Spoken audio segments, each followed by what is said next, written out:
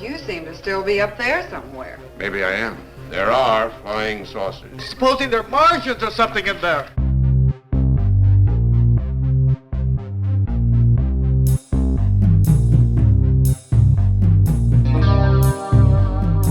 Hey guys, welcome back to another Weird Wednesday. I'm Asherz, and this is... Weird Willis. Oh my gosh, we've got James Willis for the first time on the podcast, everybody. First time, yeah. First time, long time. Right. I know, it's been a while. You know, for one of the guys who heavily influenced me to get into this stuff, that's kind of, you know, I can't believe it took, it's been like 7 years of me doing this to get you on. Slowly but surely. There you go. Absolutely. Well, I'm super excited to get on and talking to you. I'm sure the fans kind of have a good idea of why you're here. And we will get to that in just a moment. But before we get started, James, I'm sorry. Do you want me to call you James or Jim or Weird? What do you prefer? It's whatever comes out of your mouth. I've been called it all, so it doesn't really matter. That's fair. Okay, fair enough. But getting on to it, how was your weekends? What's a weekend? I know. Like, what is that? Usually for us, it's like the last week or two is how we measure it. Time's not real here on Wednesdays We Talk Weird. Yeah, I don't. Let's see. It was a lot of research. I did a lot of writing and investigations, a lot of scheduling of witness interviews and scheduling investigations. I think we've got about 8 that are coming up in the next couple of months. Appearances. I have I have a core group of people that do all this investigations with me, but on top of that, I have an audio review team, which, because we record way too much audio and video. Sure. So I have a team that does nothing but they scrub all of the audio and review that. So spent time with them closing out all of our past investigations and getting ready for the new ones that are coming down, making sure they got all the forms and that kind of stuff. Took my wife out to dinner on Saturday night. Sunday night, sat around the fireplace with my wife and daughter, and we planned the upcoming week when we're going to actually be able to see each other. I think that's about it. Oh, and of course started working on my Frogman Festival things, but I think that's it. That sounds very human. When do you sleep?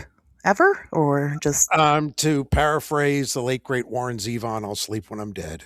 I mean, it's wow. It's kind of overrated. I mean, I learned at a very early age that early to bed and early to rise, and you miss all the cool stuff that's out there. So I tend to not sleep very much. That's fair.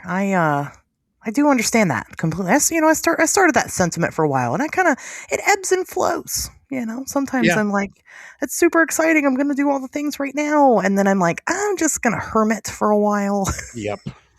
Recharge. You Yep. need that. And so, sounds like a pretty decent weekend. Yeah, I've been busy myself trying to get ready for this, magnificent festival coming up. I love it.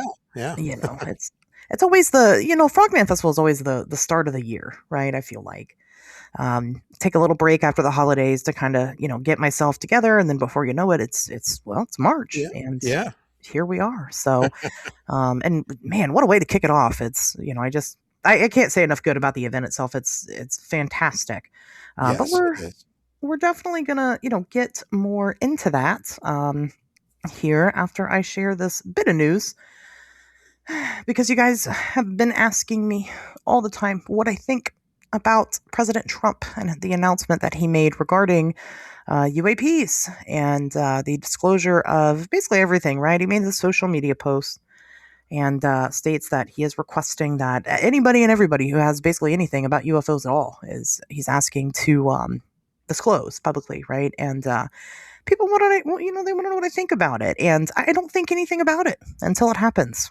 That's kind of where I'm at. I have famously referred to the current quote unquote disclosure movement as Project Blue Balls, because okay. nothing. I mean, it's always a big old nothing burger, nothing new, right? It's not necessarily that it's nothing. And I get the importance of having the general public who doesn't usually submerge themselves into ufology, become interested in the topic. I do think that's worthy of time, but to someone like myself, this is nothing new. These are the same stories, the same technology, the same theories that we've heard before. Right.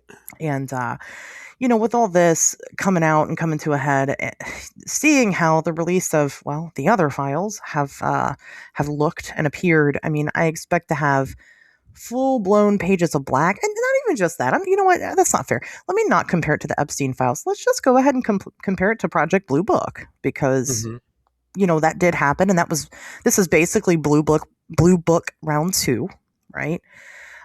It's not. I don't think it's going to be that much different, and I think that people are just going to continue to take.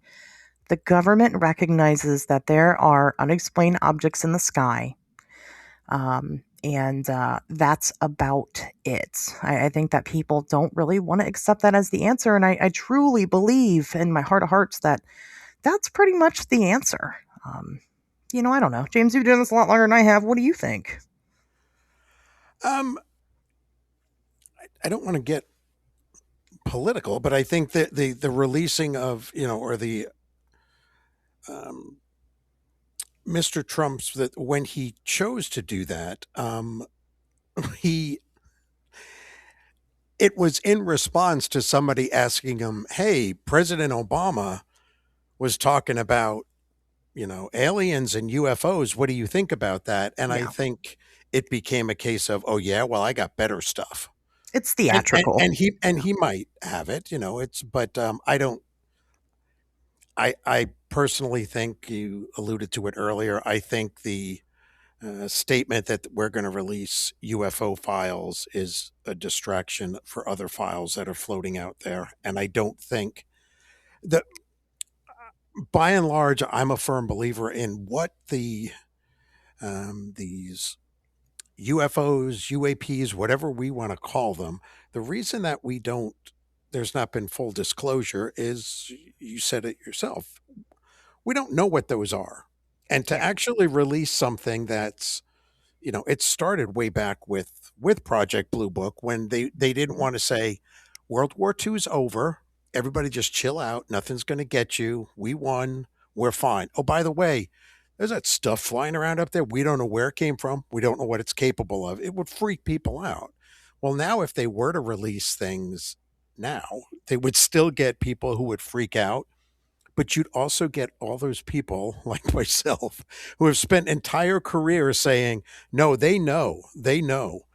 That would then all of a sudden go, hey, you jackholes, you did know all along, and you made me look like an idiot. So I don't think it would ever come to the point where they would release something that we would all be like, wow, that's really cool. Like you said, it's going to be a bunch of black sheets of paper that are going to be so redacted that nobody's going to know what they are. But I don't think anything's going to happen. I think if people start nagging him for it, he'll just find something else, another shiny object to try to distract the public to look at. Yeah. I mean, this is like if I went on social media and said, I'm going to release the Asher's files, or, I don't think it's as important as people think. How many promises have we had so far that have not come to fruition? Because, I sure should know that rent prices are the same. Just gonna leave it there. There's no reason to get excited right now. I mean, I've also seen other people on the other side of the spectrum that are very angry. They're like, fuck the UFO files. All we care about are the pedophiles, right? That's what we care about. Sure. And I completely understand. But you know what? We're humans. We're multifaceted. We can care about multiple things at once. And if this does happen, right, and these things are released, then we should pay attention to them. Maybe those aliens can teach us a thing or two about how to run the world, right? Right. So we'll see. I don't want to get excited about it right now until something really comes of it, genuinely. They did that that conference that happened a couple weeks back. It wasn't one of the housing committees. It was just a conference that they held with all of the Virginia witnesses, the Virginia Hmm. UFO incident. And I thought that was, it actually impressed me. Of all these things that we've seen coming out that were kind of big news, that was probably the most impressive thing I've seen in a long time. But that wasn't really from the government. I don't know. Again, I just don't think they really have a smoking gun, an answer. And I think that's why a lot of this stuff stays under lock and key, just based off of people that I've talked to, and various positions of clearance, right out of Wright-Patterson. Yep. I don't think that they really know, and I agree. I think that if they kind of give a half-assed answer of, well, we recognize this phenomena but don't know what it is, that's scary to people. If our authority, Yes. right, our ultimate authority, government, doesn't know what these things are, then how are we supposed to feel about that? The answer is have your opinions about it, but it doesn't change the fact that you still gotta go to work and pay your bills. Exactly. Exactly. So, yeah, I mean that's really all the news that I have right now. We were kind of talking before the show, and I was saying, man, the news has been rough lately, and it It has, has. and Yeah. there's definitely a lot of stuff I can cover with you guys, but I don't want to sit in a space of doom and gloom. I think it's important that we come out of it. So why don't we get on to funner and brighter topics like dead people and stuff. James, how long have you been doing this for? Um, I so that I didn't feel quite as old, I made the decision many years ago that I would use when I turned 18, because then I was officially a man, to say when I've been doing it. So I've been doing it, quote unquote, professionally since 1985. Wow. Well, congratulations. Whew.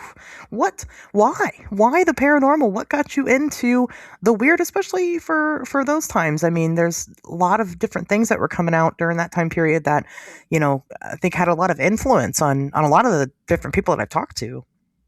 Yeah, I So again, my first ghost investigation was when I was 9 years old. So I was sort of a twisted little freak from the very beginning, and I I like to say that I blame my parents because I was born and raised in the Hudson Valley of New York State, and that's just a weird place. I mean, you name it, and I was probably no more than an hour and a half from all sorts of weirdness. But the Hudson Valley was settled by the Dutch, and so they had brought over all of their weird folk tales. And I mean, I grew up in the shadow of these old rotting windmills that were out in the woods that were just creepy to begin with. Washington Irving used the Hudson Valley for like the setting for like Sleepy Hollow and Rip Van Winkle. So when I was very young, just a very mysterious place. And as I got older, I noticed that the weirdness was spreading out. So I mean, New York State, you name it, they've got their own version of the Loch Ness monster. They've got Champ up in Lake Champlain. Of course, in the 70s, when I was sort of really starting to come out of this, there was the Amityville Horror down, so begging my parents to take me down to Ocean Avenue to look at the house. That was also the time, too, when I could go and see people like the Warrens, who, again, history has not really shined too well on them lately, but back then, they were them. It was them and Hans Holzer, who was also from New York. I never got to meet him, but he was sort of an inspiration. I ran around Uttermeyer Park and Gardens in Yonkers, which is where the Son of Sam, supposedly with his cult, where they would meet down in the Devil's Cave at the old pump Oh yeah. house. Whitley Strieber Communion, that cabin was in maybe 30 minutes from where I grew up. It was in the Hudson Valley in New York. In the 80s, Night Siege, there were all these UFO flaps, which I didn't know that's what almost a UFO sightings were called. But throughout the Hudson Valley was a book, Night Siege. It was one of the last books that another hero of mine, Dr. J. Allen Hynek, he was involved with. John Keel was from New York. Bud Hopkins, he did that famous or infamous case about the woman from Manhattan that was abducted and people allegedly saw her floating out her bedroom window. John Lennon saw his UFO in New York City and wrote a song about it. So I just got immersed in the weirdness at a very, very young age. I was not too far from New Jersey, which the Pine Barrens, I used to run around all down in there looking for the Jersey Devil and trying to stay away from the moonshiners that were back in there. Yeah. So I was kind of brought up in all this weirdness, and I was really, really lucky to have not only parents that tolerated my weirdness, but also sisters. I had 3 older sisters, and the middle sister, Donna, she was like still is a hippie. She says she's like a Wiccan, but I think she's just a hippie. But she was always telling me all this stuff, and she was like, "Hey, here's this Beatles record. If you play it backwards, it says they're dead and all this stuff." So I mean, it was just an unending fountain of weirdness that got me into this, and then the writing just came because, in case you and your listeners haven't figured it out, I like to spin a yarn or two. So I'd go to all these cool places, and then I wanted to tell people about it and tell them what happened, even if nothing happened. The idea of it was spooky or it was scary. And so writing became a way that I could get it out of my system. And how did you, I mean, how'd you get to, that's okay. Yeah. How did you, I mean, so you're in a great place, right? It's for somebody who wants to investigate all this stuff. How did you make it to Ohio? I came to Ohio via Georgia, which is why my accent is all over the damn place. But I was born and raised in New York, went down to college in Georgia, and then landed here in Ohio for an unrelated job. But what was fascinating to me is, like, I'm obsessed with crybaby bridges too. And when I was growing up in New York, they had a crybaby bridge. And when I moved to Georgia, I had friends be like, "Well, you're into all this weird stuff. You want to go see the crybaby bridge?" And I was like, "Well, that's in New York." And they were like, "No, it's here in Georgia." And I was like, "No, it's not." And then when I moved to Ohio, and years later when I was writing Weird Ohio, I had to stop at 13. Well, I didn't, but I picked 13 because they're all over the damn place. And they really are. Yeah. And so it was, again, that was what I loved about it, is I could look at the different states that I'd visited and lived in and see how they treat urban legends and folklore and then real weird stuff. So yeah, it was, to answer your question that you asked like an hour and a half ago, it would probably feel like, but yeah, I came up here for a job in Ohio and never left. And originally I was just going to continue because I joined my first ghost group, even though they weren't called that, in the late 80s. I had one in Georgia. And then when I moved up here in 1999, I was just going to join another group, but there weren't any. And so I was naive and arrogant enough to be like, I'm going to start my own group. I don't think that's, I'm thinking about starting my own group, and it's 2026, I don't think that's wrong. But I'm biased, so, there's that. I just want other people to do this with, so. Yeah. That's that's what you do. I mean, that's what leaders do, right? We make it, right? We make go. The thing. Yep. No, as an Ohio native, right? I've lived here my whole life. I grew up in Ohio. One of the things that I was kind of excited about doing when I first started into all this weird was going to the different places and investigating this stuff. I did not initially spend a lot of time focusing on my own backyard, which is the advice that I give anybody. Hey, how do I start doing this? Start in your own backyard. Sure. I didn't do that. I started with West Virginia. and then just continued to travel around, going to different states and, Right. checking out their weird. But it was because, growing up, every single person I've ever known couldn't wait to grow up and get the hell out of Ohio. Like they couldn't wait. Everybody wants to leave. And I'm like, so obviously I do too, right? So maybe I'll go to one of these weird little towns somewhere in some other state and I'll love it. And that's where I'll go. And what I've learned being to all these different places is, damn it, I like Ohio. I don't know why it gets such a bad rep. It's got everything, just about. And if it doesn't, you're within driving distance of everything. Sure. Yeah. No, it's true. I mean, when I um, was coming up to Ohio from Georgia, and I asked people, so what can you tell me about Ohio? I'm getting ready to move there. And they would all pause for a very long time. And then they would say, I think a lot of people drive through Ohio. And Yeah. that struck me so much that that's actually in the introduction to Weird Ohio that I wrote because I'm like, wow, that is just like a glowing review right there. People drive through Ohio.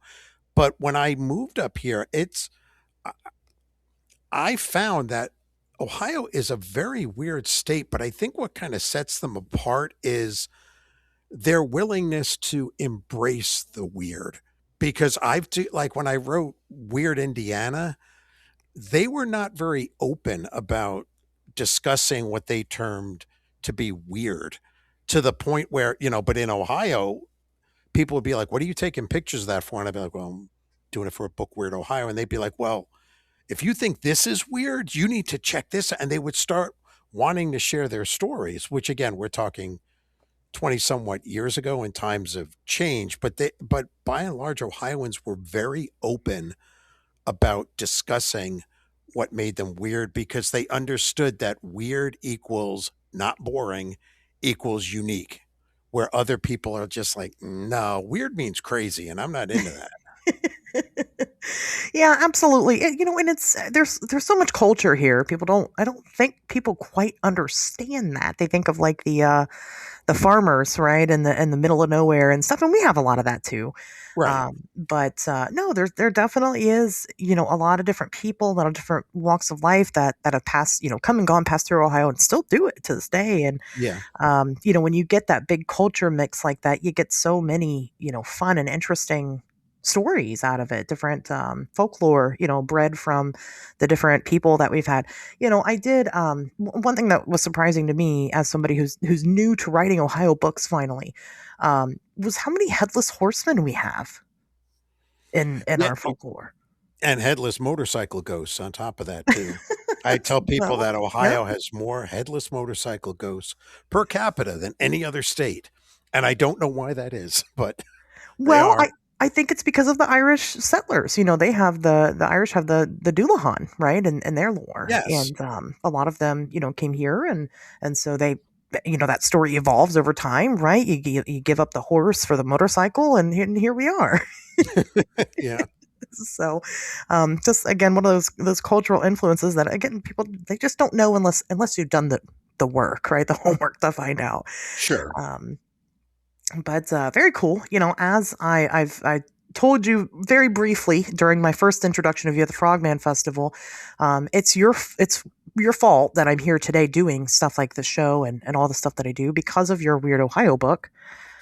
Because I saw you gave a talk at my local library, and of course, I purchased the book, and then me and my friends would go and get high and drive to those places. So, That is actually amazing. And I love hearing those stories. Um, I have been known to be brought to tears when somebody comes up to me at a convention or an appearance or something, and they've got this dog-eared copy of like Weird Ohio or any of my books, but Weird Ohio was like the big one. And you hear, yeah, it looks like it's a mess, but we used to just like drive around, chuck it in the back seat and stuff. I mean, the yeah, one thing that they kept asking for, they were like, could you do one in a paperback? Because we feel really bad. There's a hardcover with full color things, and we're just throwing it all over the place. But it's still choking me up right now when I'm even saying that the fact that people I have never met before are taking something that I wrote and making it a part of their lives, of their, hearing stories, even yours. We're like, yeah, we'd go get high and we'd do this. Did you see anything? No, but you remember it. That to me is, I'm like, holy shit, I'm part of somebody's personal history because I wrote thing. I mean, I, I get emails and letters and stuff from parents that are thanking me because they're like, my kid wouldn't read, but they will devour your stuff. And I'm like, wait a second, I love this, but I wasn't really signing up for that sort of, praise that they were doing it. I just had to get the stories out. Now, the flip side is I've, I think once Weird Ohio came out and I became known as like the Weird Ohio guy, I got so pigeonholed that there is a whole um, group out there of the people who read literature, and and they're scholarly and stuff, that really don't like me very much because they think that what I'm writing about is kind of just like stupid, that it's not real history, despite which I would counter with, no, it is. That that Bigfoot might not be real, but the fact that people have gone out looking for it and they believe in its existence, it's definitely part of history. It's part of their personal history, but there is a pretty decent sized faction out there that just I don't get invited to these little things. I'm not part of the cool kids, And then the flip side of that is with my ghost work, which I've said for years, I believe in ghosts and all this weird stuff, but I don't know what they are. And I don't think anybody does. And I think all of these pieces of equipment that burp and fart and blink, they're not doing anything. Well, the ghost community hates me for saying that, so I Yeah. don't get to play with them. Yeah, no, I There's a feel that. That's yeah. I'm too skeptical for the cryptozoologists and the ufologists, but if I go to the ghost community again, I'm a little too skeptical for them also, just because I don't subscribe to a specific idea, and that's just a wild concept to some of these folks. So I get it. I have, since I got involved specifically with the ghost field, I have been pretty much drama free and I do that because very early on I decided I'm doing this for me, and all of the people that go on the investigations with me, we're looking for answers, but we're not going to make up things just to have answers. And unfortunately, now this field is it's a mess, and it's not just the ghosts, it's all of them. It's just Yeah.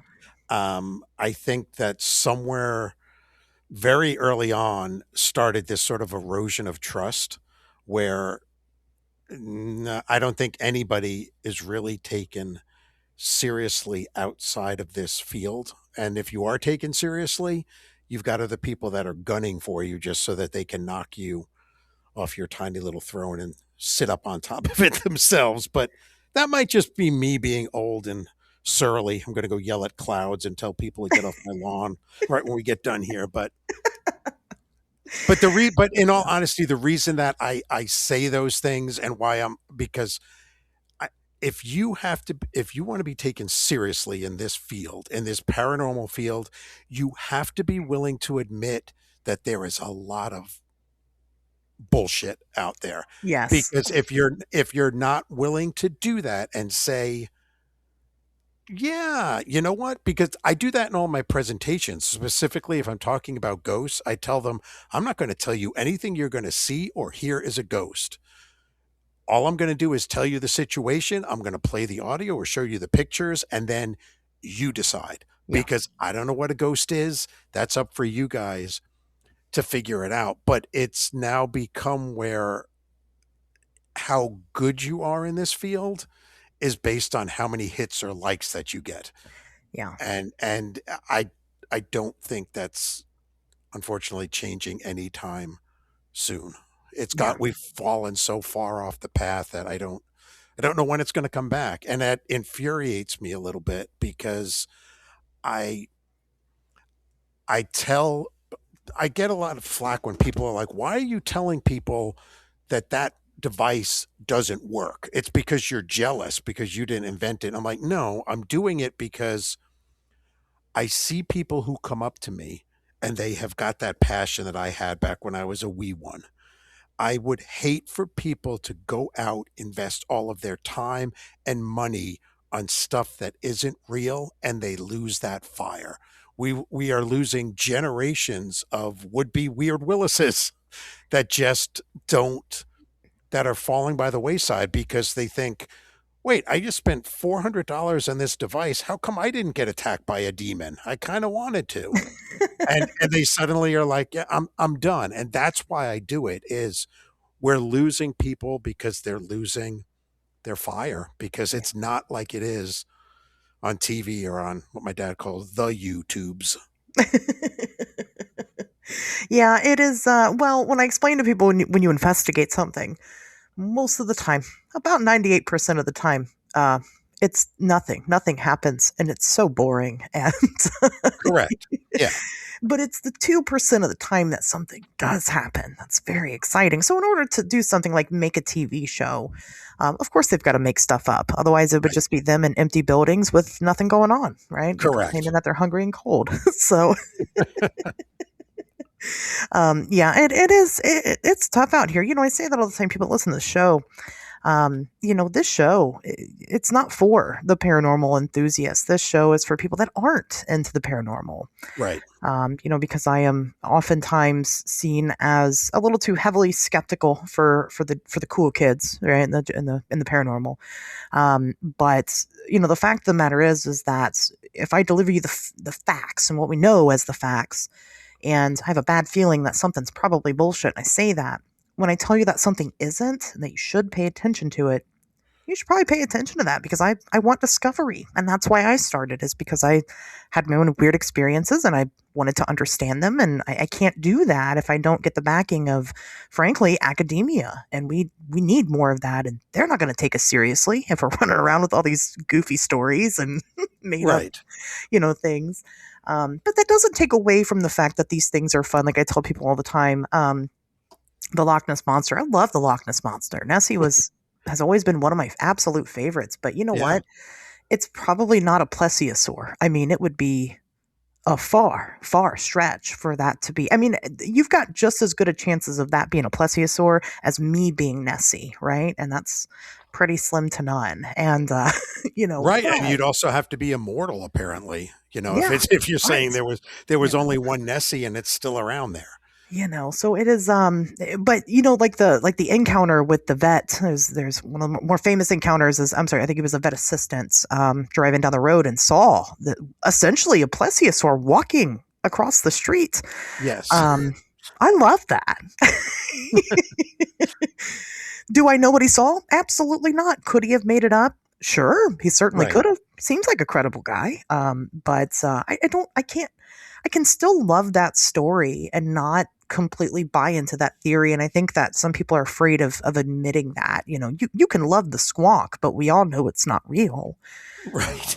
That's just the reality of it. So no, I'm picking up what you're putting down is what I'm saying. But, moving into, kind of different things, because as I was stating, one of my earlier influences, I picked up your book, and what turned into me and my friends just not really having too much to do but go and explore these places obviously turned into me taking it a little bit too seriously, and here we are. So there you go. That's important. You're going to have that, right? You're going to have these people that take it a little too seriously, and we want that. We want more people to get weird with us. So yes, yeah.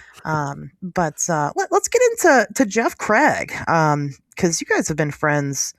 Before the Frogman, I obviously met Jeff before Frogman and had him on the show before that point and have had conversations, and he brings up your name a lot. It seems that you were a pretty big influence on the guy. How did you guys get together?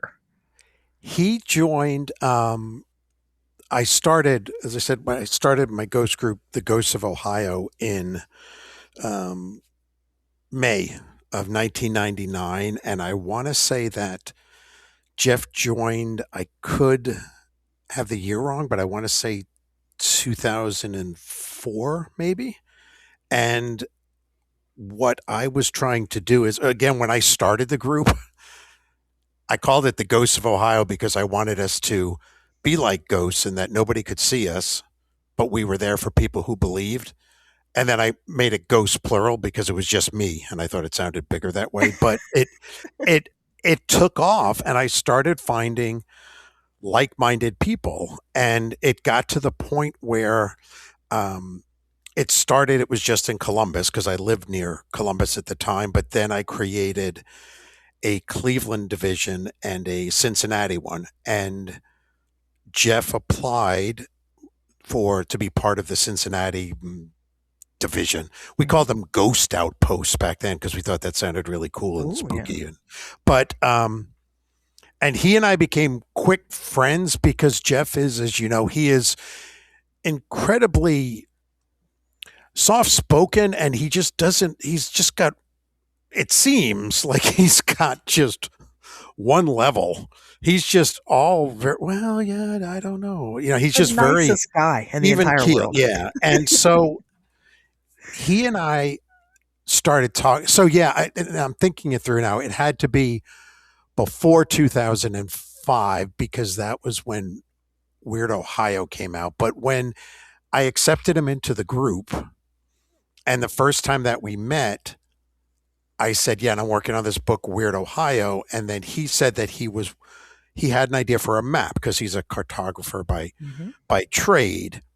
And then I was like, I think that's so badass. I was like, Yeah. can you help me? Because I'm trying to find out, because at that point I was researching the Athens pentagram, which is a legend that if you line up, at that point it was the 5 largest cemeteries in Athens County that had formed, if you drew it on a map, that it formed a perfect pentagram. And that OU was in the dead center of it. Wilson Hall was dead center. I think the Ridges at some point was in dead center. And I couldn't tell you how many different map stores I went into asking people, hey, do you have anybody here that would be interested in helping me map out the Athens pentagram? And it was that's when I realized, wow, there's a lot of religious people that like maps because they did not like that. Well, when I said it to Jeff, he was like, that is so cool. And so that started this relationship where Jeff would be like, I'd be like, Jeff, what do you know about this? And he'd be go, that's really cool. And then he was like, I want to do this for my map. Do you have any information on this? And I would go into my files and pull out stuff. So we were kind of feeding each other inspiration. And as that was going along, we were going out and investigating together. So he went and was on a bunch of different investigations with me. And then over time, from very early on, he liked that I was obsessed with the Frogman. He also kept saying, I don't know why there's not, and this was before, I want to say that the only real things that were going on in Ohio at the time was the Bigfoot one. I don't even think Mothman was that big down in Point Pleasant at the time, but he was saying, I think it would be kind of cool, if we had this local sort of thing. And then he ran into problems where people were like, oh yeah, you want to talk about this frog thing, get out of here. And so as the years went by, even when he couldn't be in the Ghosts of Ohio anymore, we kept in touch. And whenever something came up that I thought was in his wheelhouse, I'd be like, Jeff, why don't you come? Or, hey, Jeff, I'm speaking at this convention. Do you want to come and you can sell your maps and do things like that? And so he's in Ohio's Historic Haunts that I wrote with Kent State University. And he and I spent the night inside the Loveland Castle. I'm trying to think of some other places that he went, but I know he actually, I was speaking at a university and they wanted to give a ghost tour, walking tour. And Jeff came up and we gave him the infrared goggles to walk around with. He went with me when I investigated with Urbana University, the Lincoln funeral ghost train. So yeah, he and I have been dear friends for a long time. It was always funny when he would come up for our monthly meetings that we would have. He would always go down, and I have way too many paranormal books, and he would always go downstairs and where I housed them all, and he'd come up with like a handful and a bunch of my music CDs too, and he'd be like, "Hey, can I sign these out?" And he would take them with him and stuff. So yeah, when he finally came around to where he goes, "I think I'm going to do it. I really think I want to do a Frogman thing. Would you be in to help?" And I was like, "Yeah, whatever you need, man. Just let me know." And it's kind of gone from there. And it's gone very, very well for him. And I think he's surprised. you know. He is, but it's. I think it says a lot about Jeff as a person because he has always been a very caring person who cares about doing these things because he's been a vendor before. Mhm. So he knows the potential traps, and he always tries to go around and make sure people are happy, be it a vendor or just a person that's coming in. He wants these events to be that everybody is welcome, that it is really just about getting out and setting the real world aside for a little bit and Oh, yeah. just hanging out and relaxing. And that's why I think it's been so successful, is because the way that he's driving it. I still sometimes have to laugh at the fact that back when he started going to, I spoke the first year that I spoke at the Mothman Festival. He came down and he brought his two kids with him, and they were little, but man, we went out to the TNT area and we were wandering all around at night, and his two kids were there. And then as we went along, and I had my first kid, and when she was real little, Jeff was there, and we were dragging him all around to all these different places. And now it's like a spoiler alert, but like, his daughter is always in the Frogman costume. Yeah. And then he's always like, "Hey, Jim, will you go walk around with Katie in the costume?" And I'm like, "Yeah, okay." But Katie's always like, "I can't see where I'm going." So people have like videos of us like walking around like holding hands. It's not because I'm really that close to the Frogman. It's just that Oh. Katie can't see where she's going. I'm glad you dispelled those rumors because people Yeah. have been talking. Oh yeah, they have. And it's always like, "Well, I'm not going to correct you. If you're talking about me, you say whatever you want. I'm not going to correct you." Yeah, no, he is. I was telling Chad Lewis because he was on. Well, I think that was last week, and Chad Lewis who does 200 events a year. Yeah. I'm like, just get ready, Chad, because once you come to the Frogman, you're spoiled. Jeff spoils us. Yeah, he does indeed. Because but you're right, because he is just his nature in general, the nicest, most humble person you'll ever meet in your entire life. And then on top of him having that vendor experience, he definitely makes all of us who attend really want to put our all into it for him. Yes, And indeed. it's not about really impressing the audience. It's I don't know, for me, I guess it's impressing Jeff, right? Showing up for him the way that he's shown up for me. But no, yeah, it's beautiful. It really is. It's the most beautiful event I go to every year, and it's my favorite. But Yeah.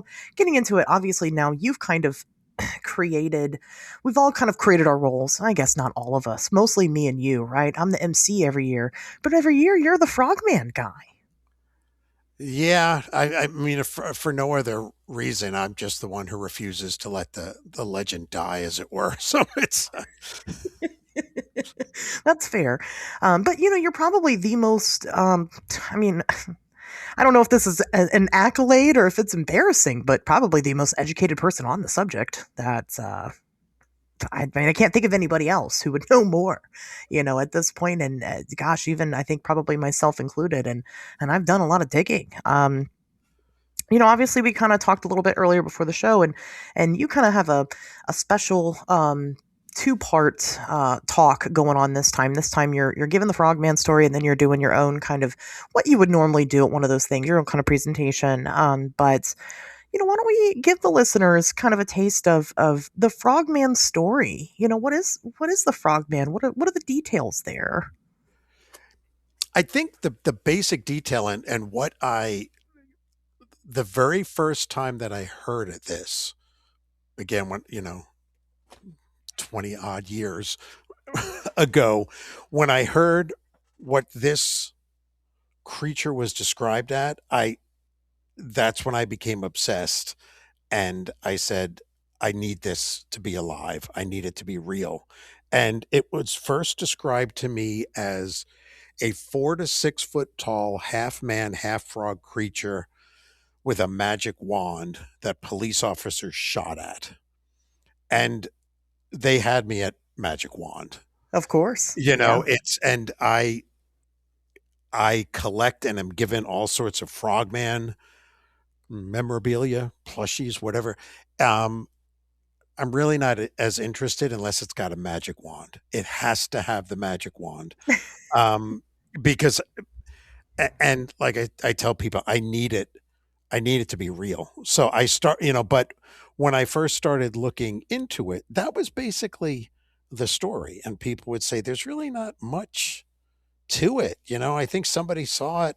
Maybe they saw a couple of them in the 50s, and then early 70s was when the police shot at it. And we hadn't gotten to the glowing eyes version and stuff. This was before that one, but I just started digging into it and found out that, which is why I call the presentation, be it frog or be it man, because there are bits and pieces of the story, but it's sort of this creature is sort of an amalgam.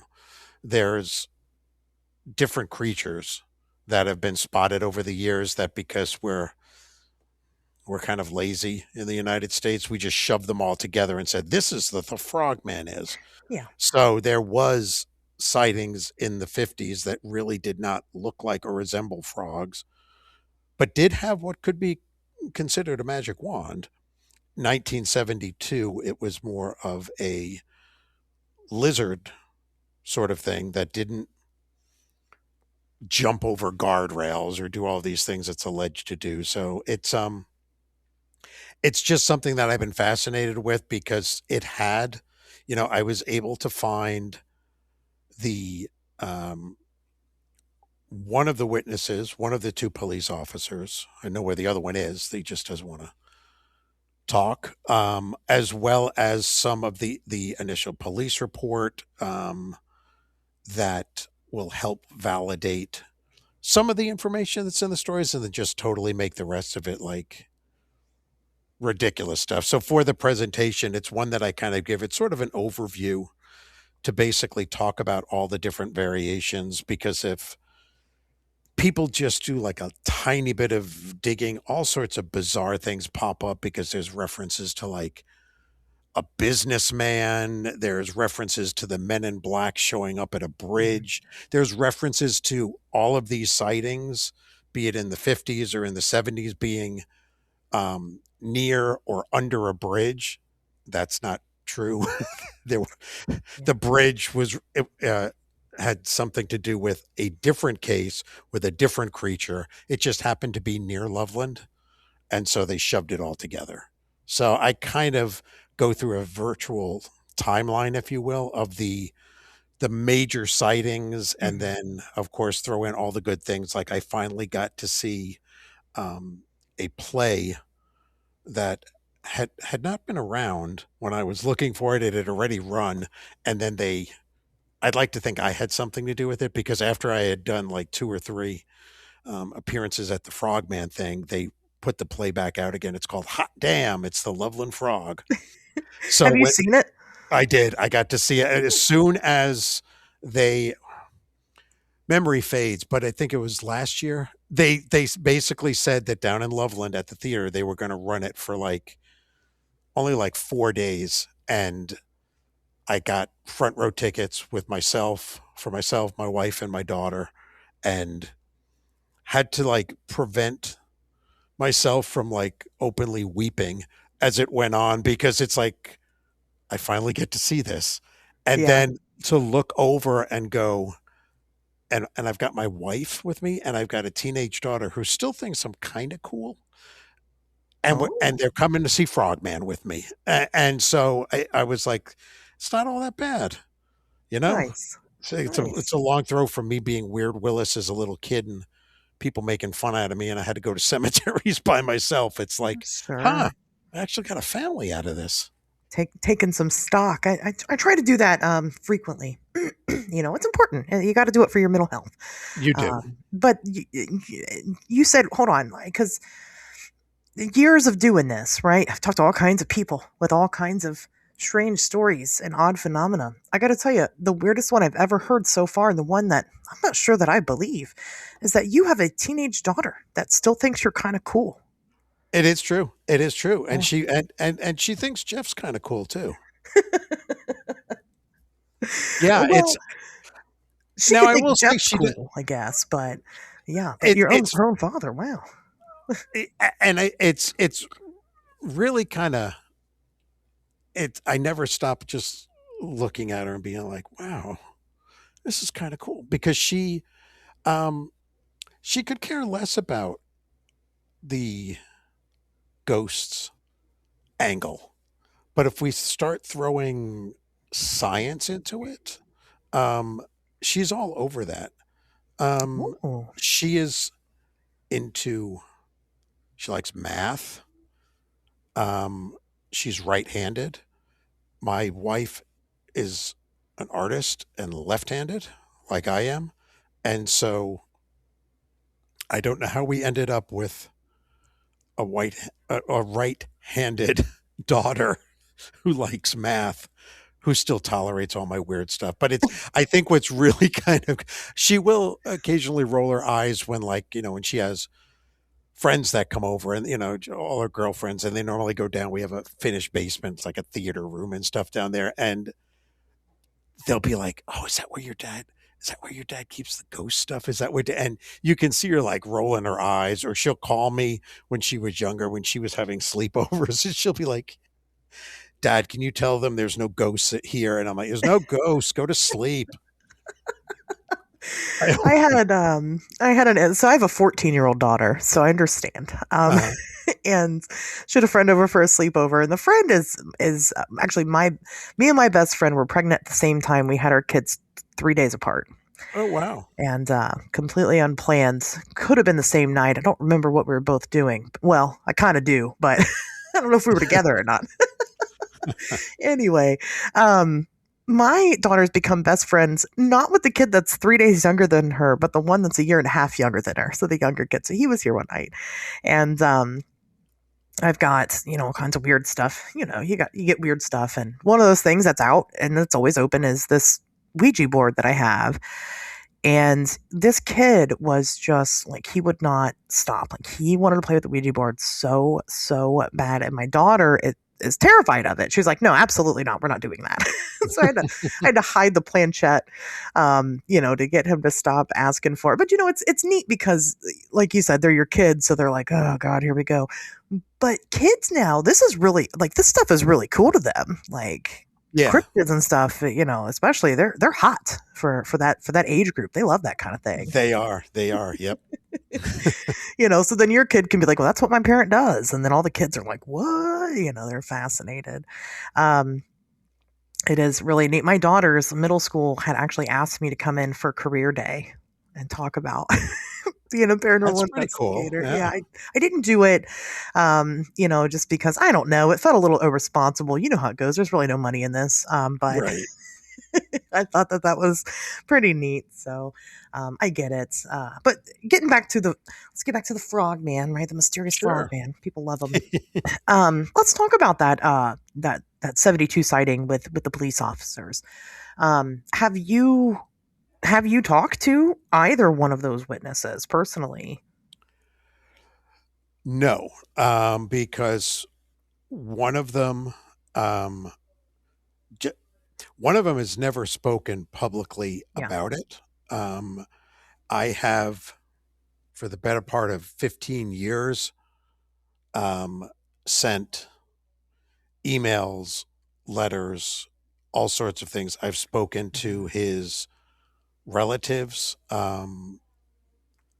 One of his relatives, which I'm dancing around because I'm torn between wanting to sort of not necessarily out him, but the part of what I know about the story that I don't openly tell is I do know why he doesn't want to talk about it Sure. publicly. So, but one of his um,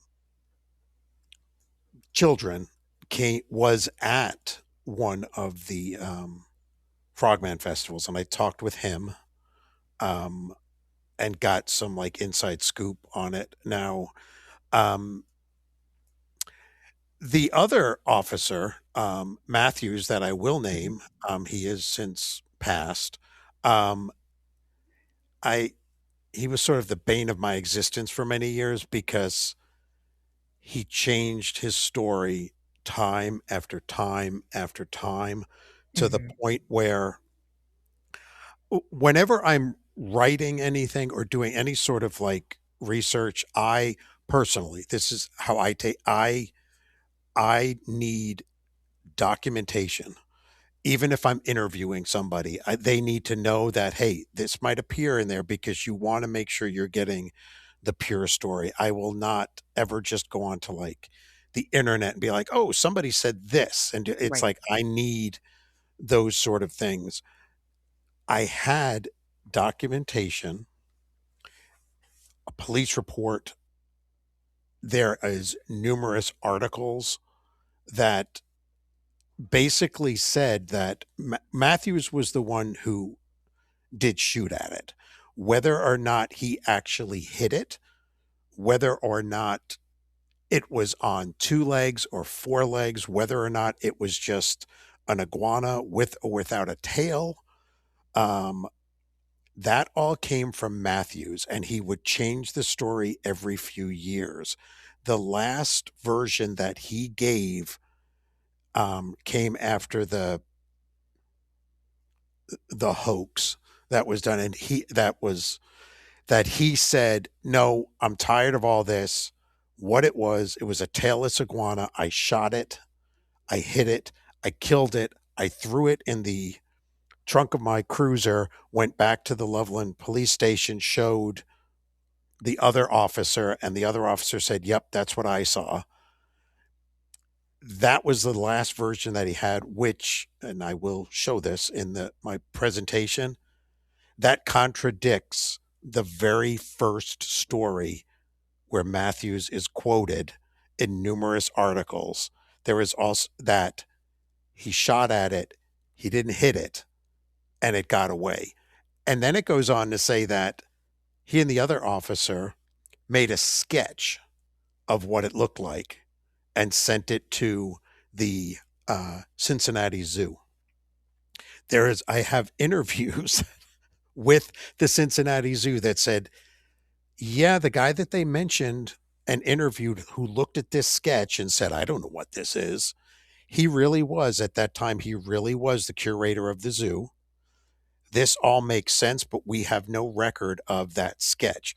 Well, why, Matthews, are you saying, yeah, let's make a sketch and send it to the Cincinnati Zoo if all that time it was in the trunk of your car? Why are you doing all of that?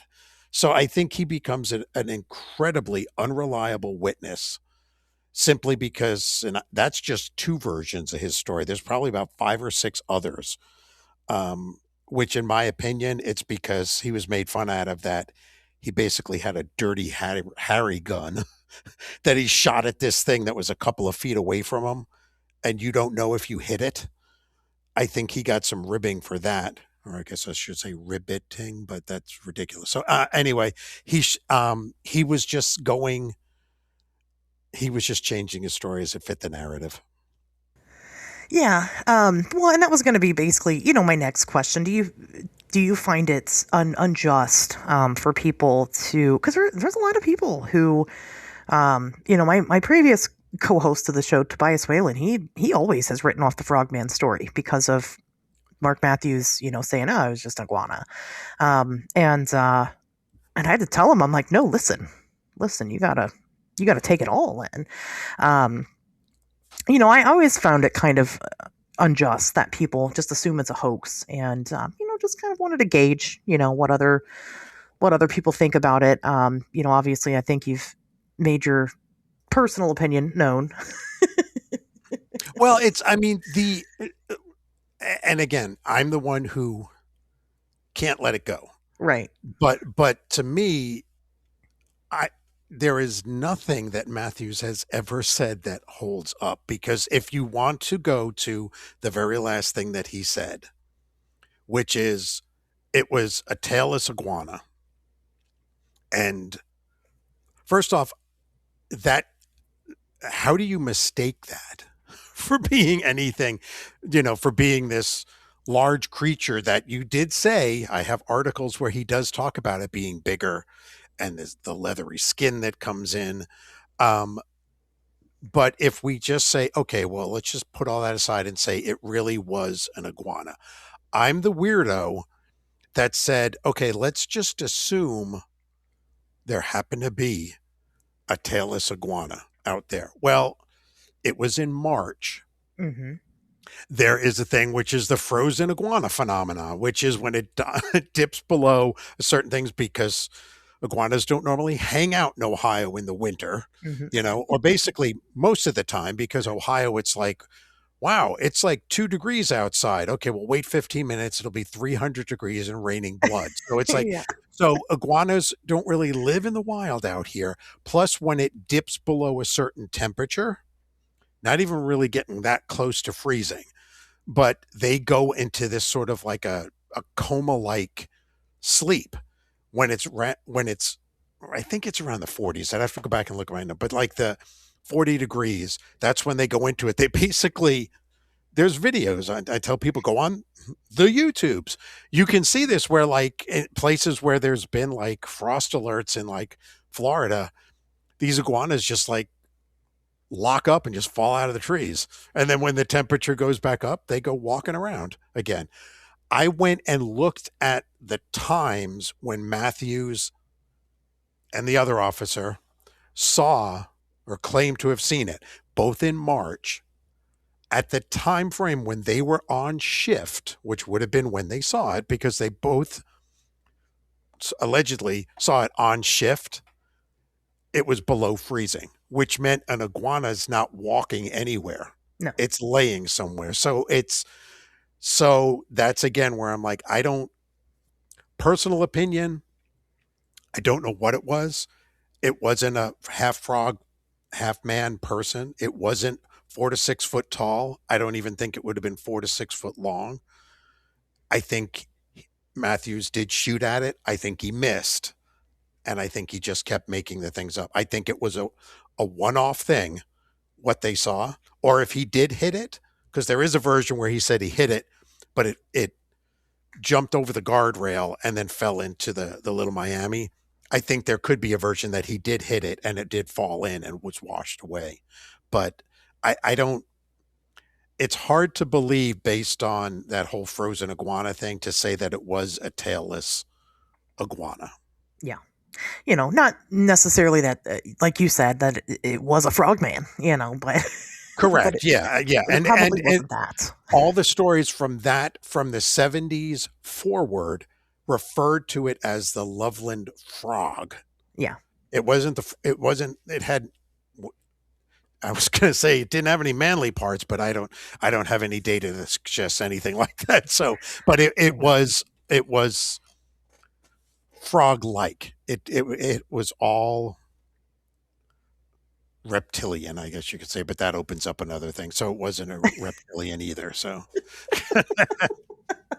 So let me ask you this, because I struggle with this, and I'd like to think that I'm good at my job. Where in the hell did that original sighting with the first officer, where did that happen? Because I've been down to that area, and it's really, what I tell people who have never been down there is, the first time I went down there, I was shocked. This is a very correct. gentrified area. Like, there's no way there's a frog thing living out there, right? When people aren't seeing it. So Exactly. where do you know where this happened exactly? Yeah. So the It was maybe kind of sorta near the main bridge that goes over there. So Mhm. it was right along the Riverside Road, which goes, but again, you have to look back to the point where this was in the 70s. So things have changed a lot A lot, yeah. since it was there. So back then, it was a a totally different look to it. But if you were going through the area, so you don't cross over the bridge, you're just winding along the Riverside Road there, and it's you would pass the bridge, and you would go a little bit further down. You've got the Little Miami is on your left hand side. On the right hand side, there's a Twi'twi Road, which is where people say that's because the Twi'twi Indians said that for many it was an ancient creature that they said no, it Oh was just the gosh. name of the road. And they just decided to pull that in. But right where Twi'twi Road is, there was the old Totes boot factory, which I think parts of it are the factory are still there, but I don't think they're part of the Totes anymore. They might be, I'm not really sure, but that's the road that it came across on. Interesting. Yeah, because it does become more because you got all those apartments and Yes, small yeah, shops. you haven't even crossed over into any of that. I tell people if Yeah. they want to actually get a good look at there's over in Loveland proper, there's I don't know if it's just a kayak rental, but there's right down at the water's edge on the other side.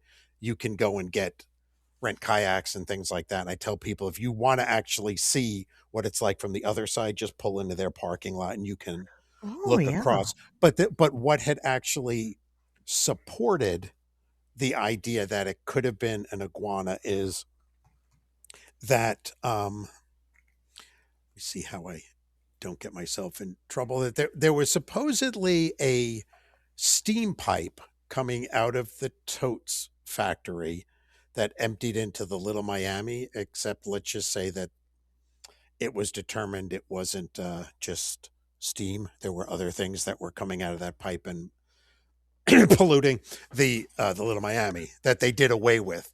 But the idea was that maybe it was an iguana, and maybe because there was heat that was coming out of the pipe, that it had kind of curled up in there, and that's why it was still moving around.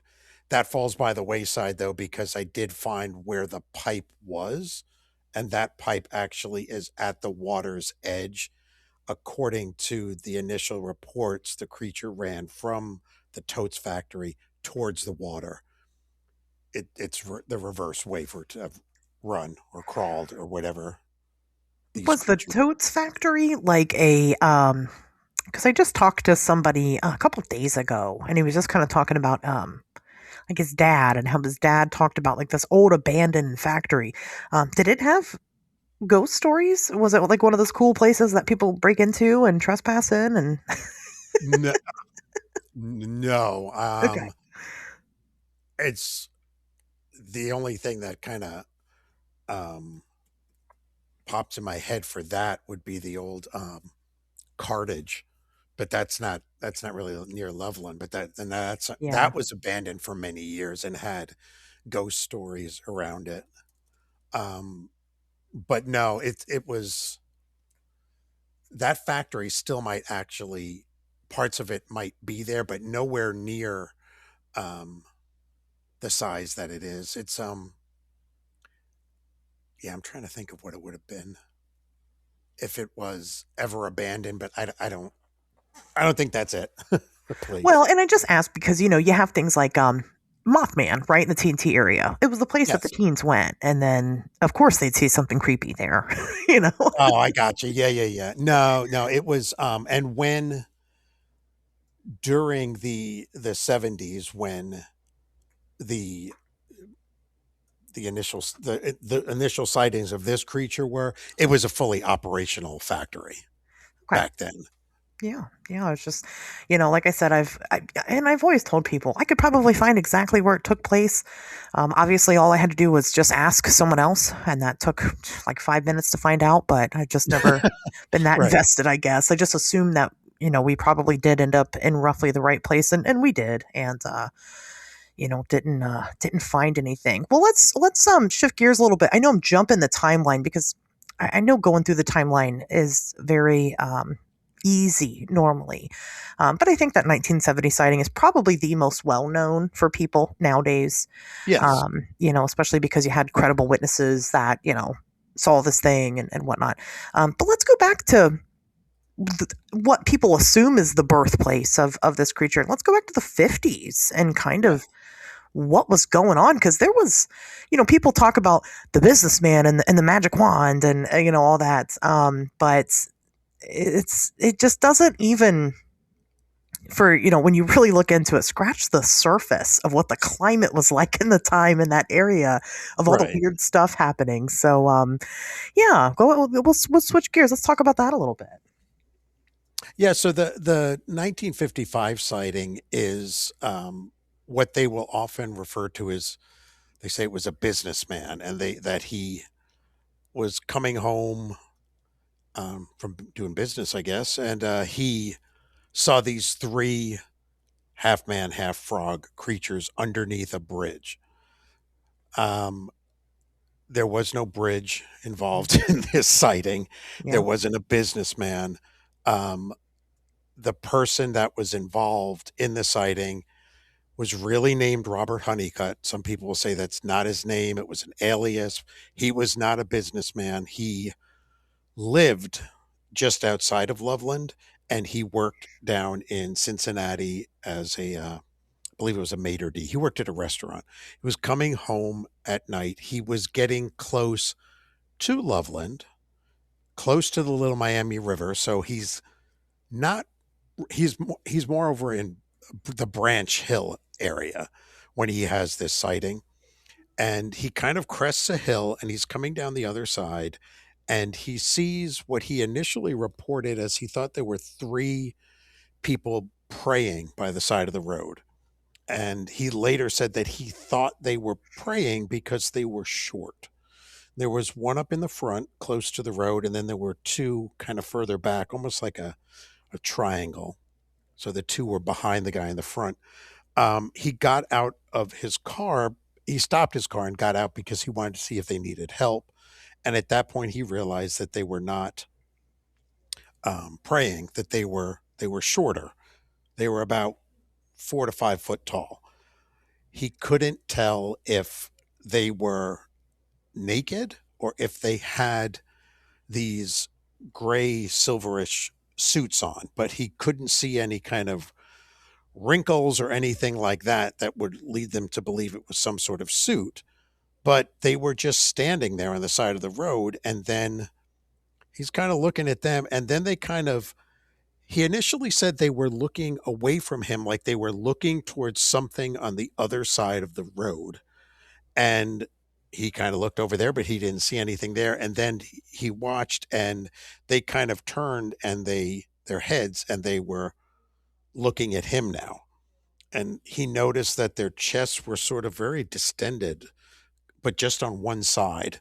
Um, he said that they had wrinkles on their foreheads, but they were weird. They looked like they were painted on. They didn't look like real forehead wrinkles, as it were. And as he's watching, he sees that the one in the front has got like a piece of what looked like a chain wrapped around him, almost like a belt. And that attached to that, the creature in the front lifted up his hand, and in it he had what looked like a metal rod of some sorts, and he held it above his head, and blue sparks started jumping out the end of it. So that's where the magic wand comes from. But at that point, he's like, yeah, I'm done with this. And he gets in his car. He drives home, but he drives to the police chief's house. So now we see how these two stories are further being linked because they're near Loveland. They're both going to the police officer. There's police officers involved in all of this. The police officer, Fritz, said that he knew him.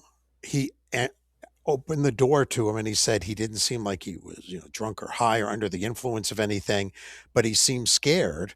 And that Fritz went, I wanted to see it. So he grabbed a service revolver and a Polaroid camera and they went out to try to see what was there. And there was a weird smell left behind and they could see that where something had been standing or on the side of the road because the grass was all pushed down, but they never saw anything. Now, where the frog part comes in is the description that Honeycutt gives.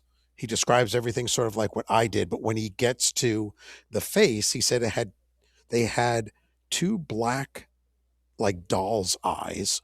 He didn't see any nose, and then the mouth was long and straight like a frog's. And all of a sudden, those stories just got jammed together later in the 70s because people started saying, whoa, it said he had a mouth like a frog. And so when people are generally say, hey, what do you know about the Frogman? I know they're probably talking about the 55 sightings. If they're like, what do you know about the Loveland Frog? They know the 72 sightings. Oh, But to me, what I've been fascinated with is there is no way, and I have the sketches of both the 72 sighting as well as the made up 72 sighting sketches and what was done from the 55 sightings. No one can say, and no one has said, it's the same creature. When you look at them side by side, they are two totally different things. One is bipedal, the other allegedly was on four legs. They do not look anything remotely. There's not a magic wand in one. There's, it's so it's there. That's what really got me into what what the hell was this thing from yeah. 1955? Because then when I started going down the 1955 rabbit hole, and I last year at Frogman, my entire presentation was just on the 55 sightings because that spirals way out of control. It's got so many Yeah. things that go all over the place, and I could tell that 90% of the audience was totally digging it, but there were some that were like, dude, this is like way too much. Can you just like tell me what color sparks came out of the wand? So it was, but there is a sighting that took place in 1955 near Loveland that involved a businessman that had a bridge, but looked nothing like Yeah. these creatures that I just described. So it basically becomes a thing of what happened and what was going on in 1955 in and around Loveland, Ohio. So I'll say this, I think it was last year's presentation, maybe the year before. I'd walked in at one point, getting ready to announce the next speaker, or maybe I was the next speaker. I don't know. But either way, I walked in and you had that drawing up, of the three creatures, and I just kind of looked around the room and just kind of gauged everybody's reaction to it, and I mean, they were really surprised. They were really shocked because it really doesn't look anything at all like we've all come to know and love, right? Exactly. Sure. It does. And the interesting thing is when you start looking at this 55 sighting and then be like, well, what else was going on in 1955 in the area? The people who actually interviewed Honeycutt and published that was a Cincinnati ufologist, Leonard Stringfield, who Yeah. had been contacted by people that were down covering the Hopkinsville goblins. And they said to him, hey, do you have any cases of just weird creatures around in the area? And that's when he was like, you know what? I have these.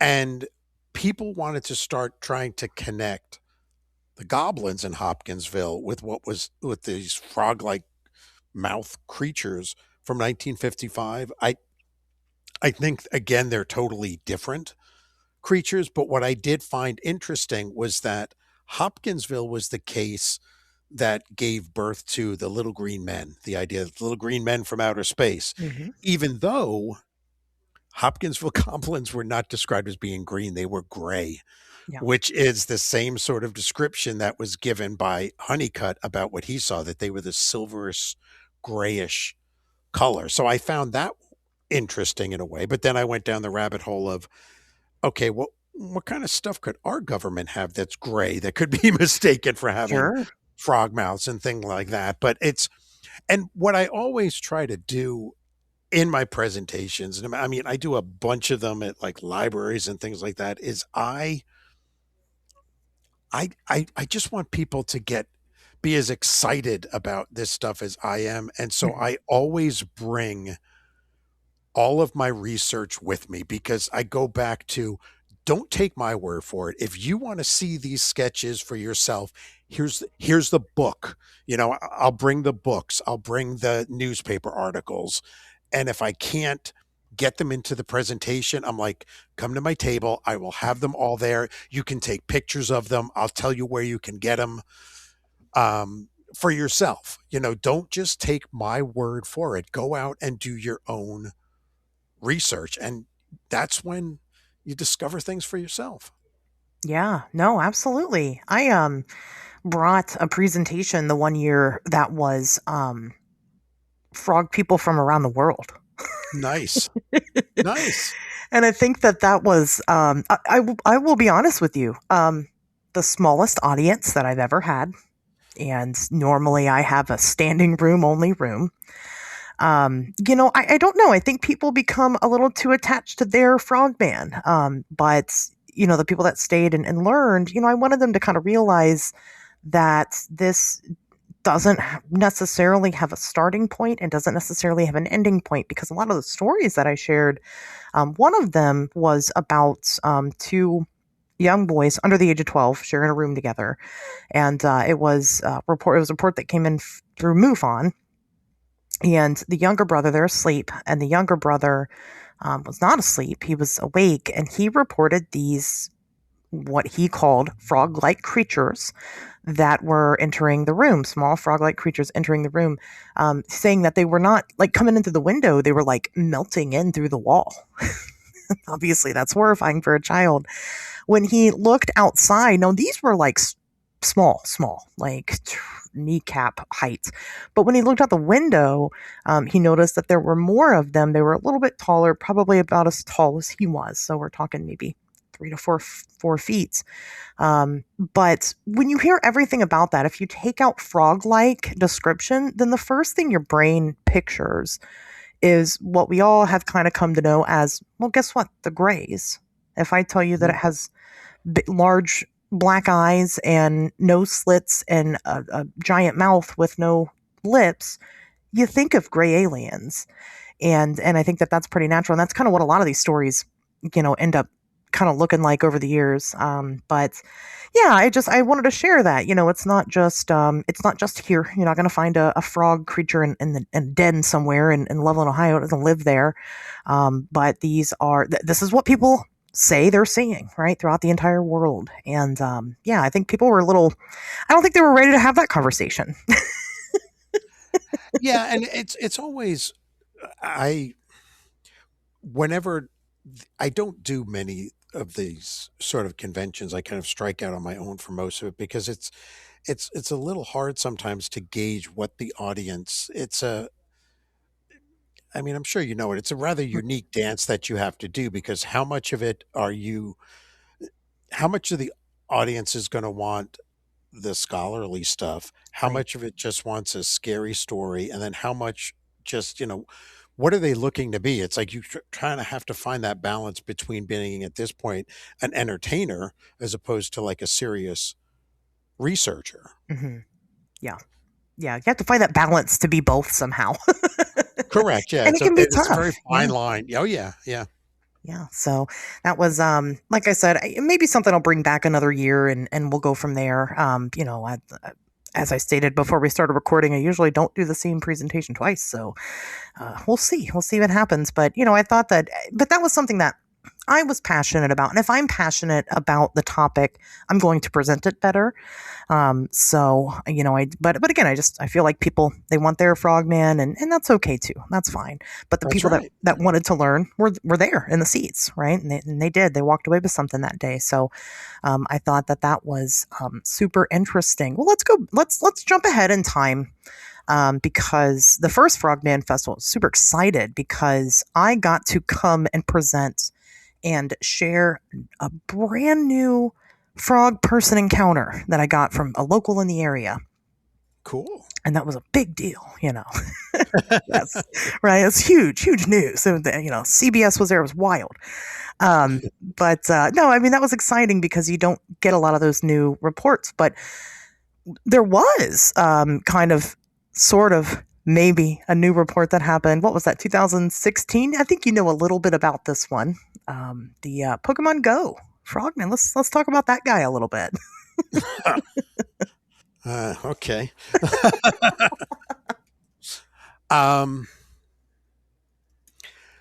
So,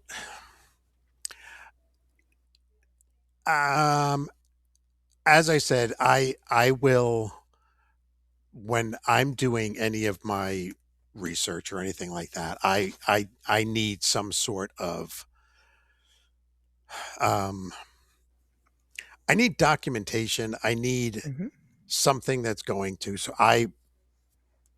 my opinion, 2016 was. I don't know if it was set out to be a hoax or I think it was just somebody having a bit of fun that kind of blew up. But the reason that it's called the Pokemon Go is this guy and his girlfriend were out playing Pokemon Go, and they claimed that they basically went to is it WCPO, Cincinnati television news station, and said that while they were out there that they had seen the Loveland Frogman that was out there, and they submitted a photo and then a short video that showed that the person filming had seen Blair Witch Project far too many times because the video was blurry and danced all around and showed a what appeared to be some sort of creature with two giant glowing eyes in the water that turned its head, and then the lights, or its eyes, it closed its eyes or it turned its head, or I attempted to contact him half a dozen times. He didn't respond to anything to it, which is fair enough. Although when you look at the first thing that struck me as odd is that you will get a lot of witnesses for anything really, that a famous case that years later they say, you know what, I wish I had kept my mouth shut. Sure. Because they get ridicule and things like that. So, but this is a little different because he went to the news and it's like, okay, if you didn't want to be known as this person who saw this thing, you probably didn't want to go to the news. But you could also then say, so because I'm a weirdo, I went back and I'm like, why is it such a big deal that he was playing poker? Like, what are you? And I'm old, so I didn't know. It was the mobile game thing where you had to run around and catch them all. Sure. So it was like, okay, well, that's what he was doing, and I'm like, okay, well, if he was out there, he needed to be. Long story very short, he was over in Lake Isabella, which is he was nowhere near where there had been any sightings of it, and the reason he was there was. I'm too old to know, but there's some sort of training thing that was basically Lake Isabella was where you went to battle people or Sure. something like, I don't know. But that was the reason that he was there. Not only that, but he was about as far away as from where the other sightings could be while still technically being in Loveland. So I'm like, okay, well, why would he said that they were just out playing. Anyway, I was like, why is he not saying things? I had already been Officer Matthews enough that I'm like, this smells like a rotten frog, man. But when I saw the video, I'm like, this just looks weird. It And does. Yeah. and I was like, there's something that it just doesn't seem real. The biggest thing in the video is the two giant glowing eyes, Hmm. which does not match anything.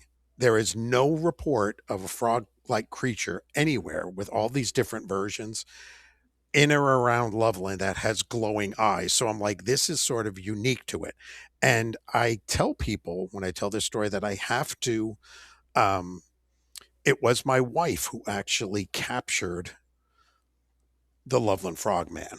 Um, we, Okay. we were in Big Lots and she found it on clearance. It was a lawn ornament, a solar one of a frog that had two glowing eyes. And because it was solar, so I went and I said, I don't think this is the same exact thing, but damn, it's pretty close.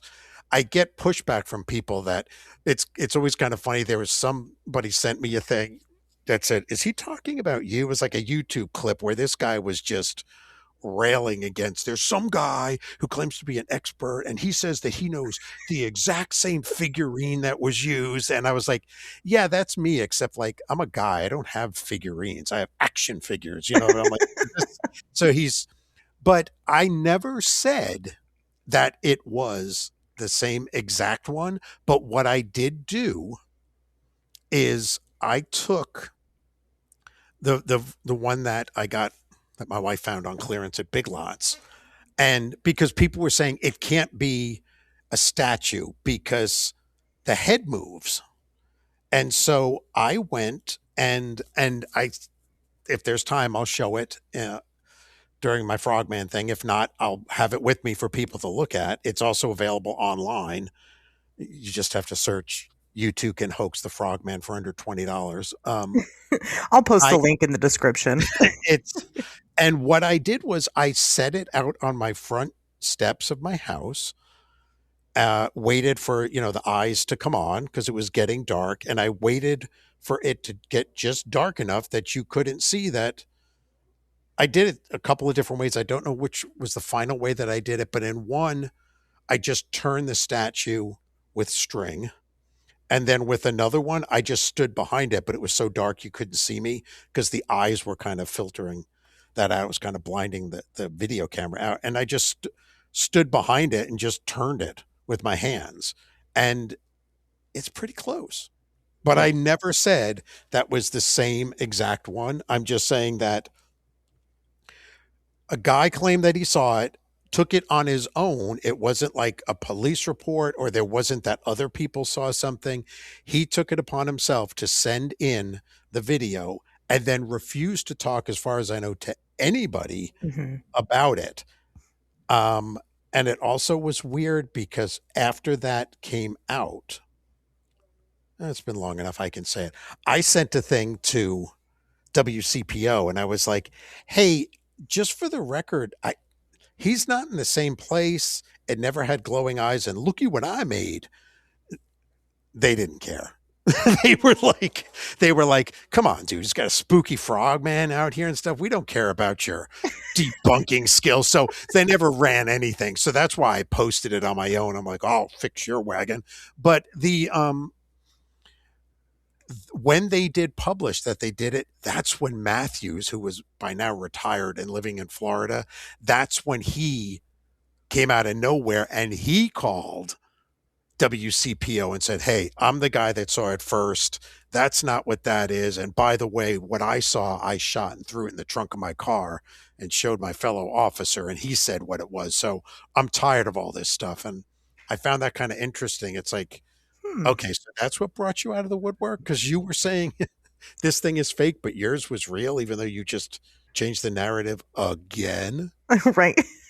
Yeah. It's, Wow. Interesting. Well, I'll say that, of course, I've tried to contact that same Pokemon Go player. Have heard nothing. right. Which, it doesn't necessarily. How many emails do you get that you respond to that you never hear anything back from? It happens. But I had never thought about the fact that I did go to the media initially. And from my perspective, because I've only been doing this since 2019, and I definitely didn't start with Frogman. So maybe 2021 is kind of when I got more into Frogman stuff. So pretty far detached from the original events that happened. So in reviewing that Frogman video, I guess, which most people don't even realize that they just kind of show the pictures still to this day. They don't realize Correct. it's a video. Yeah. But in reviewing the video, I'm like, well, the head does move. That's interesting, I guess. But all the news articles at the time did say, well, but some people just think it's a lawn ornament. And I was like, well, who? Who thinks that? That was me. Where did that come from? Right. So I'm like digging into it a little bit more. I'm like, did the guy that shared the video, did he say that? So I dug into it a little bit more and I found your article and you made something of note that was so important to it. Like you said, maybe it's not the same exact one. But just how weird that both of them, the one that your wife found and the one in the video, have those same mismatched sized eyes. Yes, and it's funny because I get looking over in my office, 1, 2, 3. People bring me versions of that. So apparently there's Big Lots or whoever puts out lawn ornaments, solar lawn ornaments that are frogs with those giant eyes, which is what leads me to believe, like I've always said, it's not the same exact one, but maybe I got last year's model. Sure. But for whatever reason, those, and I don't know if it's because they want you to use the ornament. I don't know. So you don't trip walking into your house at night. I don't know, but it's the eyes are always way too big. And that to me was always a giveaway in the 2016 one. They're huge and they're not the same size. And what living creature do you know has giant, first of all, giant glowing eyes like that? And the eyes aren't the same size or, it's very odd. I mean, that would be, again, very unusual. You might as well just say it was me out there because it's how likely it is that it was the Frogman. But yeah, people love to talk about that one. I do think that the video definitely makes it a lot more interesting. Sure. And that's but that's always going to be, again, the sexy story. People want that one. They want that to be real. And I get it. I do. I want it all to be real too. But I don't think you're wrong for, for throwing that into the mix of the narrative. And it's I'm not going to say easily debunked. However, if we can show how that could have been hoaxed, obviously it's not on the same caliber as some of these other stories that were told and shared and correct. Sure. Yeah. It doesn't belong. Right. And if it had looked like the 55 sighting or had some similarities to the 72 sighting, it's just that this is so much of a one-off. Yeah. That at the very least, you would have to say it's not what we know as this amalgam, this frogman creature from all these other things. But even to go that far is sort of like a leap. And that's where I sort of get a bit surly for those sort of things, because had people paid more attention back in the 50s, as by the time I realized that the 55 sighting and the 72 sighting were two totally different things, all of the 55 sightings witnesses had passed. Yeah. And it's like, we're never, and I still dig and I find little scraps of things that lead me down things, but I'm never going to be able to get back to those original things, which is what I crave to find it, which is why I took issue with Matthews, because in my opinion, a lot of what Matthews was saying publicly was what made the original officer, Witness Zero, just be like, I don't want to get into this. I just want it to go away. And I think the 2016 coming up made the other officer go even further underground, because he was probably like, are we not done with this? Oh, great. And here comes Matthews again. Now he's going to come in and spin a yarn for us all. So I think that as a researcher and somebody who really wants to get at the crux of it, you kind of lose that when people purposely exaggerate things, shall we say, Sure. to be a little bit nicer about it. That is probably the nicest way you can say it, yeah. Because when I tried to be surly about it, I did have ulterior motives, because I'm like, maybe I'll tick him off enough that he is going to respond to me, for the guy from the 2016, and be like, will you stop? It's not a lawn ornament here. Because the other thing, which when I looked at it, I'm like, this is just so stereotypical hoax, is, okay, you're out not looking for this thing and you see something weird, regardless of whether or not you think it's the Frogman, it's something weird. It's something with glowing eyes that it shouldn't exist. You stop filming. You thought, let me just bounce the camera around a lot. And then where I would think most normal people would run away from it or keep filming, or if you were a weirdo like us, we'd run at it. Right. Or talk and say, like, what is that? Or I always tell people in presentations, when I'm like, if you're out and you are filming something and it's something weird, if you see lights in the sky, don't zoom in. Pull back to, maybe you can get a tree in there or something where you can determine scale or do something. No, this guy just turns the camera off. As far as we know, it is dead silent. It goes on for about 8 or 10 seconds. 7 or 8 of it is bouncing around. Then it turns right on cue and it stops. Yeah. So, and then that's it. Right. And it's like, dude, come on. I mean, did you not see like The Legend of Boggy Creek or something? You're not really doing a good job of filming something that you've never seen before. You're not acting like you're scared. Then why is the camera bouncing around? It used to be when you filmed on Grandpa's camera, that you had to actually hold down the button and stuff. You don't have to do that now. It just correct. You just hit it and it goes. It goes. Exactly. Yeah. So even if you're running away, at least catch that part, and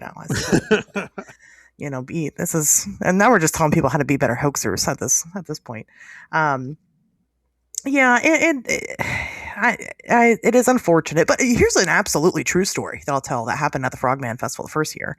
Was during my talk, somebody in the front row there was playing Pokemon Go. And right there, right where it wasn't really like a stage, it's kind of the front of the room, you were there. And there's the little Pokemon frog creature was there that they were trying to catch. Yeah. And so that was, synchronicity. It was a lot of fun. We all laughed about it. It was a good experience. See, I did not know that there was, again, I never played it and my daughter was too young too, but I know that you had to go to certain areas where you could catch these things, but there were other places where you would go. I want to say they called them gyms. Yep. JYM, that you would go, and that's where he was at, one of the gyms at Lake Isabella. But if there's actually, I mean, do they even still have this game? Oh yeah. So you play it. So you have your camera out and the creatures pop up on the, on this.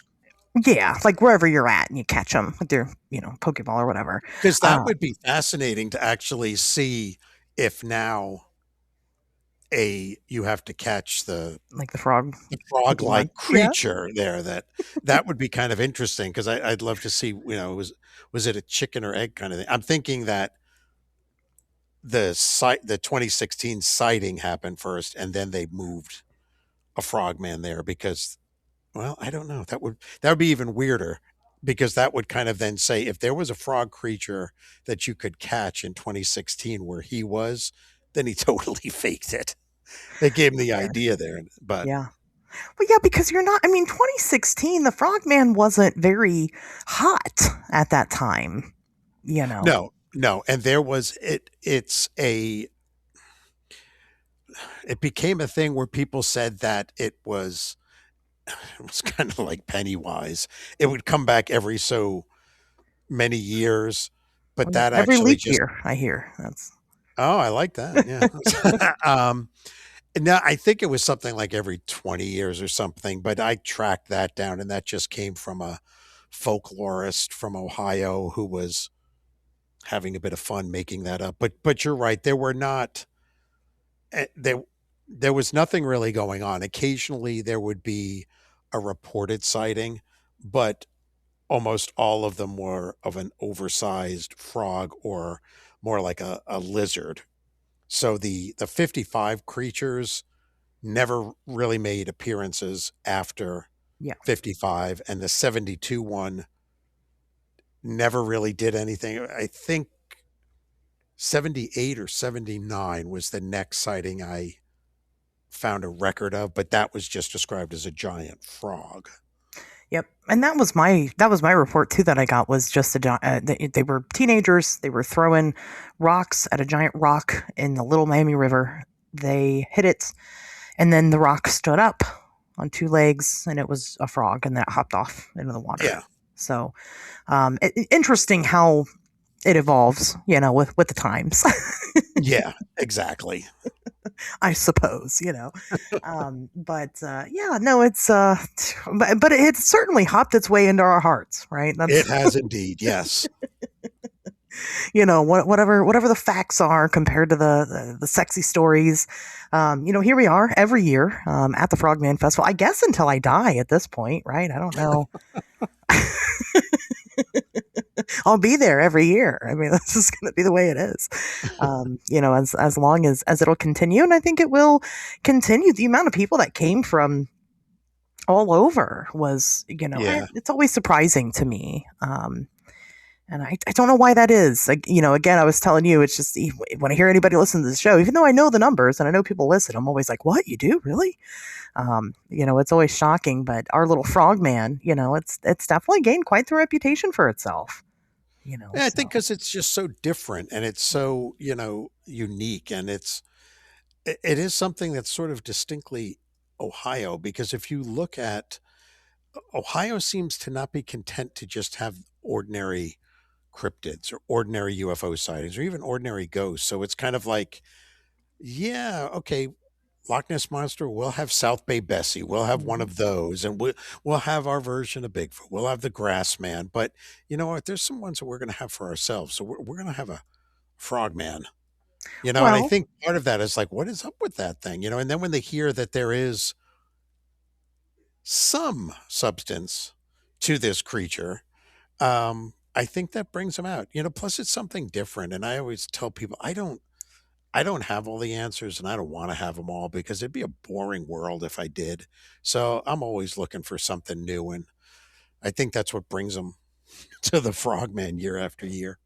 yeah, no, I agree with that. Well, Mothman was supposed to be ours, but it got taken from us because of that movie. So Yeah, yeah. Well, when I tell people that, I'm like, they're really, I mean, there was more Ohioans that died on the Silver Bridge collapse than there was West yep. Virginians. There was more sightings in Ohio. It was a Ohio journalist that gave it the name, but it's not ours, I guess. I don't know.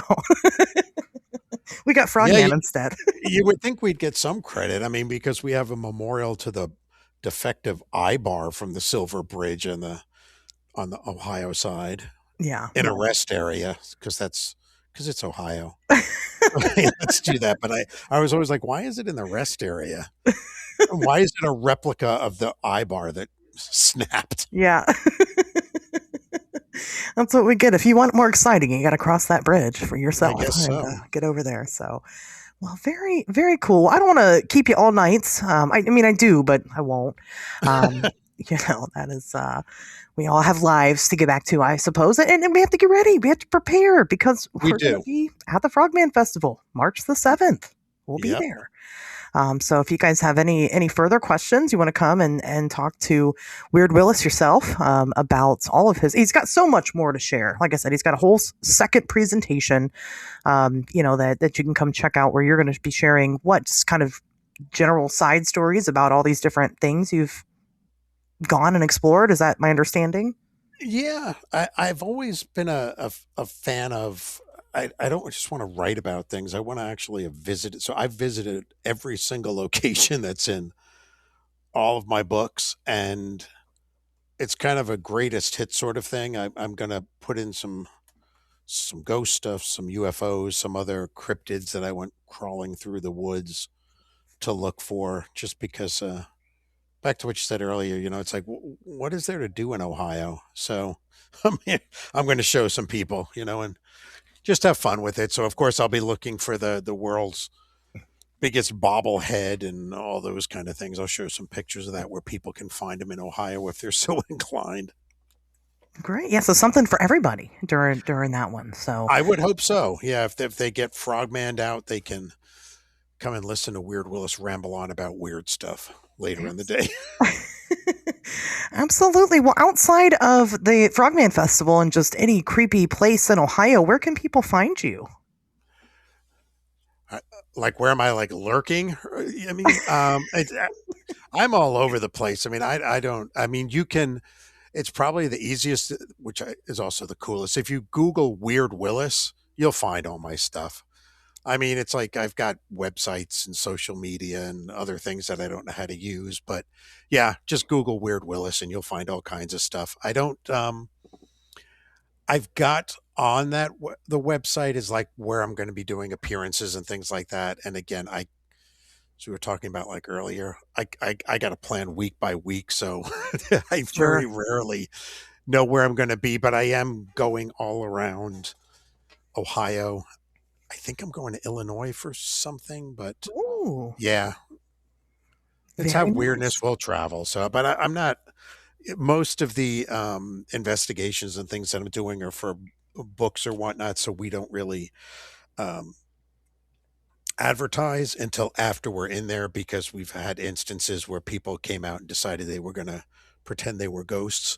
So we got to we don't really tell people where we're actually going until we've actually come back. But yeah, just Google Weird Willis and you can find all my stuff.